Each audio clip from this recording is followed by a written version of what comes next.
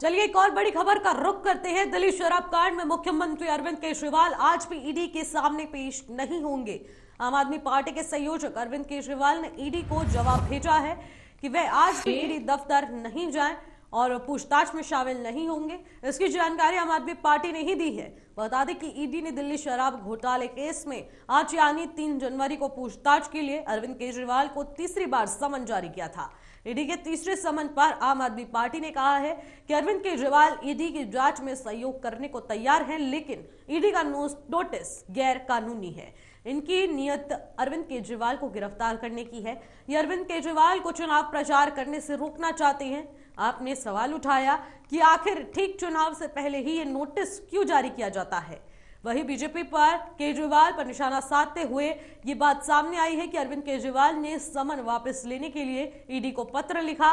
उन्होंने ये भी कहा है कि 5 राज्यों में चुनाव है और मैं एक हूं स्टार प्रचारक, इसलिए मैं समन का पालन नहीं करूंगा। जबकि आंकड़े कहते हैं कि आपको मध्य प्रदेश, राजस्थान और छत्तीसगढ़ में नोटा से भी कम वोट मिले हैं।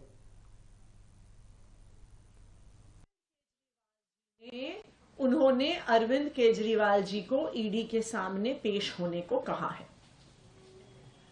जब 2 बार समन आया तो अरविंद केजरीवाल जी ने स्पष्ट तौर पर कई सवाल पूछते हुए इन्फोर्समेंट डायरेक्टोरेट को चिट्ठी लिखी। उन्होंने पूछा कि मुझे किस आधार पे, किस बिना में, किस कैपेसिटी में बुलाया जा रहा है। क्या मुझे एक विटनेस के तौर पे बुलाया जा रहा है? क्या मुझे एक अक्यूज्ड के तौर पे बुलाया जा रहा है? क्या मुझे दिल्ली का मुख्यमंत्री होने के नाते बुलाया जा रहा है? क्या मुझे आम आदमी पार्टी का नेशनल कन्वीनर होने के नाते बुलाया जा रहा है? लेकिन तीनों बार चिट्ठी भेजने के बावजूद ईडी ने आज तक अरविंद केजरीवाल जी के सवालों का जवाब नहीं दिया। कि किसी ने जांच एजेंसी को कहा हो कि मैं तुम्हें आदेश देता हूं, भ्रष्टाचारी पापी अरविंद केजरीवाल ईडी को कहता है कि समन वापस लो। अच्छा, इसके साथ वो ये भी लिखते हैं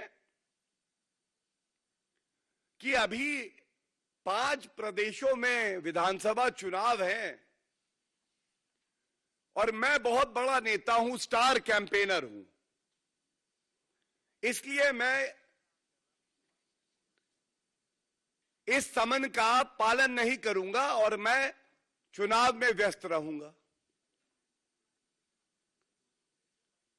यह बात और है कि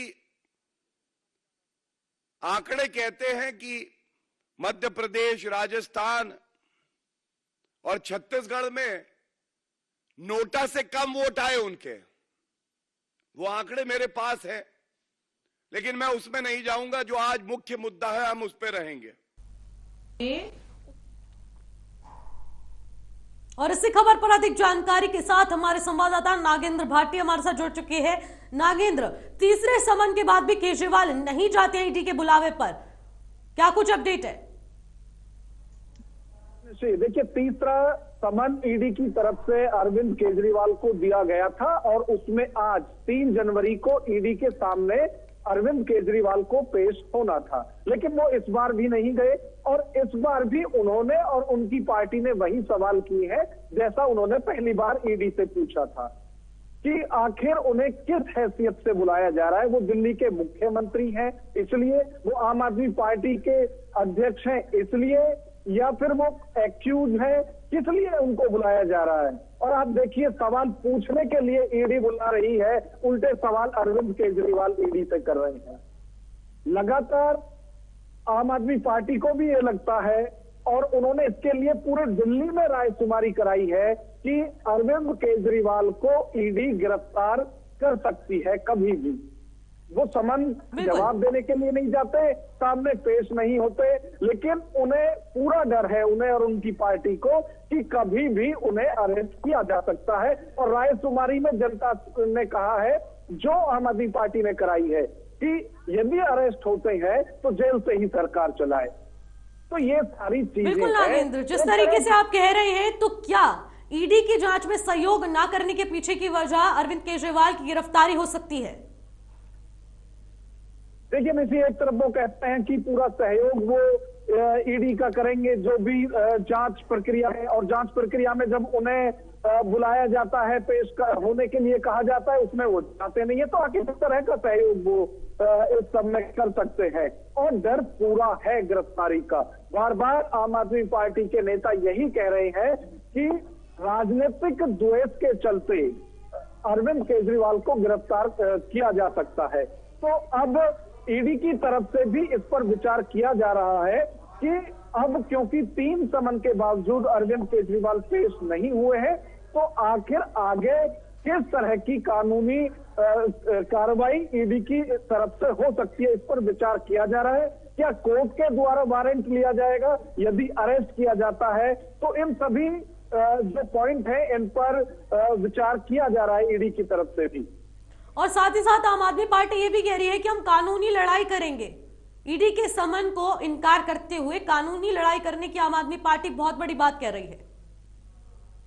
देखिए, उनका कानूनी हक है कि वो इसको चैलेंज कर सकते हैं कोर्ट में जाकर, लेकिन आप देखिए कि नवंबर से अब जनवरी चल रही है। अगर उनको ये सब करना था तो पहले कर सकते थे, लेकिन आम आदमी पार्टी भी इस सारे मामले को लंबा खींचना चाहती है। शराब घोटाले में पूर्व डिप्टी सीएम दिल्ली के मनीष सिसोदिया और राज्यसभा सांसद आम आदमी पार्टी के संजय सिंह पहले से ही जेल में हैं। जी। तो पूरा डर सता रहा है आम आदमी पार्टी को कि हो ना हो अरविंद केजरीवाल को भी अरेस्ट किया जा सकता है, और उसके लिए ये पूरा माहौल बनाया जा रहा है।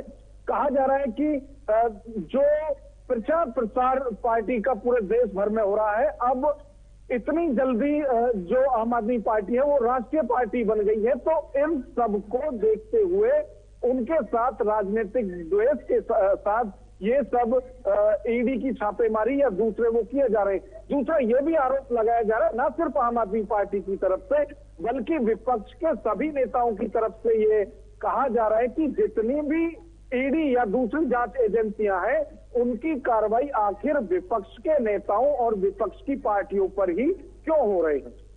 बिल्कुल। और आम आदमी पार्टी एक और आरोप लगाती नजर आ रही है कि भारतीय जनता पार्टी द्वारा अब चुनाव आते ही ये क्यों ईडी समन भेजना शुरू कर देती है। ये सवाल अपने आप में बहुत बड़ा बनता जा रहा है और विपक्षी दलों के नेताओं को टारगेट किया जा रहा है। इसको लेकर भी बीजेपी पर निशाना साधा जा रहा है। बीजेपी का इस पूरे मुद्दे को लेकर कोई रिएक्शन सामने आया है? नागेंद्र।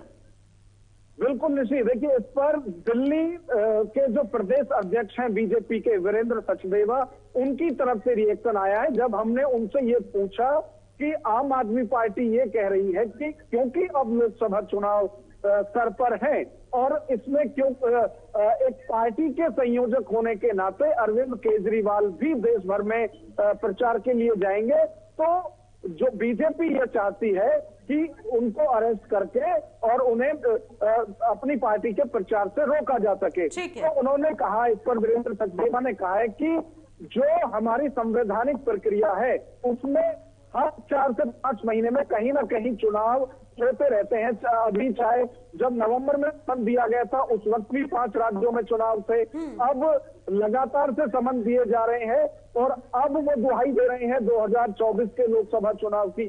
तो जो जांच एजेंसियां हैं उनके काम अलग है और जो इलेक्शन कमीशन है वो कब चुनाव कराएगी, कहां चुनाव कराएगी, दोनों ही स्वतंत्र एजेंसी है और वो अपने अपने हिसाब से करती है।